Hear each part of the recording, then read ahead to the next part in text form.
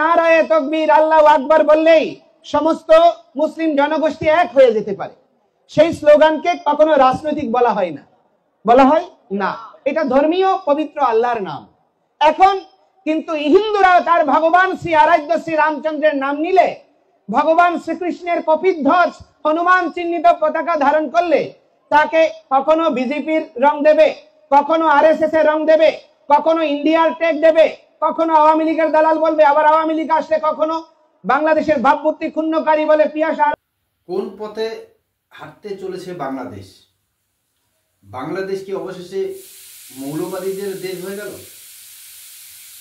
কারণ এমন একজন লোককে অ্যারেস্ট করে এবং যে ধারা লাগানো হয়েছে রাষ্ট্রদ্রোহিতার মামলা, তো এরকম একজন সনাতনী সাধুকে বা মহারাজকে তিনি সর্বদা সনাতনীদের শুধু নয় মানুষের জন্যই কথা বলছেন। এবং এই বক্তব্য, চিন্ময় প্রভুর এই বক্তব্য শুনলেই আপনারা বুঝে যাবেন যে তিনি কতটা সনাতনী প্রিয় বা মানুষ প্রিয় এবং মানুষের স্বার্থেই তিনি কথা বলেন। এবং দেশ স্বাধীন হবার এতদিন পরেও যে বাংলাদেশে সনাতনীদের কোনো অধিকার তারা নিতে পারল না বা তাদেরকে দেওয়া হলো না, তিনি সেই প্রসঙ্গগুলোই তুলে ধরেন। এই কারণেই কি তাকে অ্যারেস্ট করা হলো? শুনুন এই বক্তব্য। নারায়ে তাকবীর আল্লাহু আকবার বললেই সমস্ত মুসলিম জনগোষ্ঠী এক হয়ে যেতে পারে, সেই স্লোগানকে কখনো রাজনৈতিক বলা হয় না, বলা হয় না, এটা ধর্মীয় পবিত্র আল্লাহর নাম। এখন কিন্তু হিন্দুরা তার ভগবান শ্রী আরাধ্য শ্রী রামচন্দ্রের নাম নিলে, ভগবান শ্রীকৃষ্ণের কপিধ্বজ হনুমান চিহ্নিত পতাকা ধারণ করলে তাকে কখনো বিজেপির রং দেবে, কখনো আরএসএস এর রং দেবে, কখনো ইন্ডিয়ার টেক দেবে, কখনো আওয়ামী লীগের দালাল বলবে, আবার আওয়ামী লীগ আসলে কখনো বাংলাদেশের ভাবমূর্তি ক্ষুণ্ণকারী বলে পিয়াসার মতো লোকরে ঝাঁটিয়ে দুধ তাড়াবে। এই রকম অবস্থাটি হিন্দুদের জন্য হয়েছে।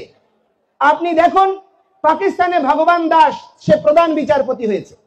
যেই দেশে থেকে আমরা স্বাধীনতা চেয়েছি সেই দেশে সংখ্যালঘু মন্ত্রণালয় রয়েছে, সংখ্যালঘু কমিশন রয়েছে, সংরক্ষিত হিন্দুদের জন্য আসন রয়েছে। কিন্তু দুর্ভাগ্য, আমরা এমন দেশ স্বাধীন করলাম যে দেশে আমাদের স্বাধীনতা আমাদেরকে এইসব কিছু তো দেয় নাই, বাংলাদেশি পরিচয় দিয়ে আমাদের কাছ থেকে সবকিছু কেড়ে নিয়েছে। তো সেজন্য আমি আপনাদেরকে বলবো, ভগবান শ্রীকৃষ্ণের রাস মঞ্চের সার্থকতা হচ্ছে সেখানে ভগবান শিব যেমন প্রবেশ করেননি, নিজের অধিকারের স্থিতিকে তিনি বুঝেছেন। আমরা যেন আমাদের অধিকারের স্থিতিটি বুঝি, আমরা যেন কোনো কেউ উস্কানিতে পা না দেই। কোন ধর্ম অবলম্বীরা যদি উস্কানি দেয়, ফেসবুকে বন্ধু বানান, তাহলে বিপদ দেখে আনবেন। সেখানে উস্কানি দেবে আর আপনার উস্কানিতে কোনো কমেন্ট করবেন, ফাঁসবেন ধর্ম অবমাননার অপরাধে। কিন্তু দেখুন, আমি আপনাদেরকে বলবো, সারা বাংলাদেশে এরকম কতজন আক্রান্ত হয়েছে তার একটা লিস্ট করুন, দরকার রয়েছে।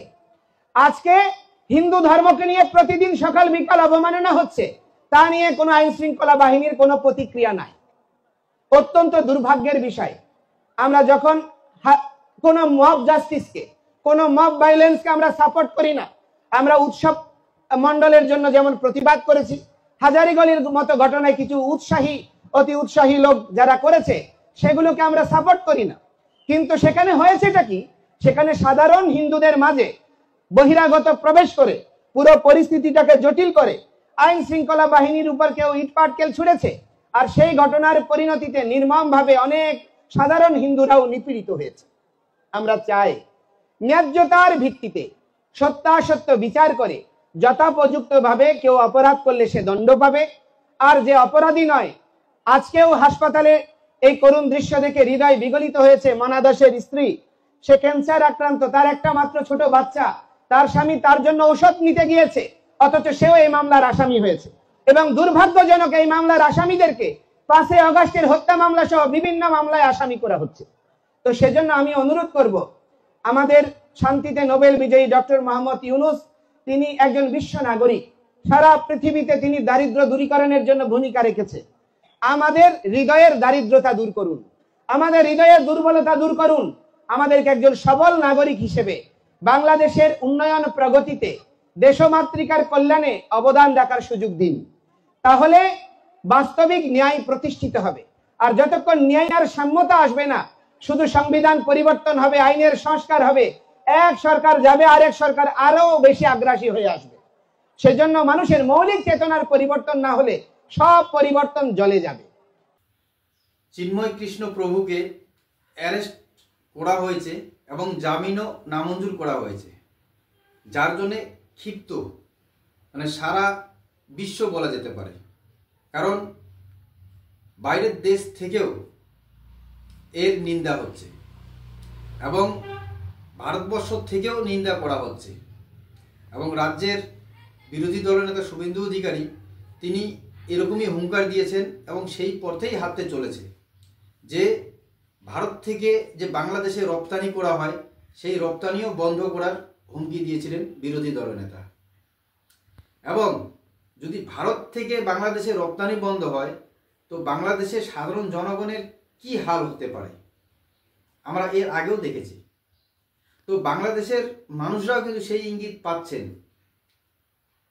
শুধু বাংলাদেশে মৌলবাদীরাই বসবাস করছেন বা মৌলবাদীরাই কথা বলছেন এরকমটা নয়।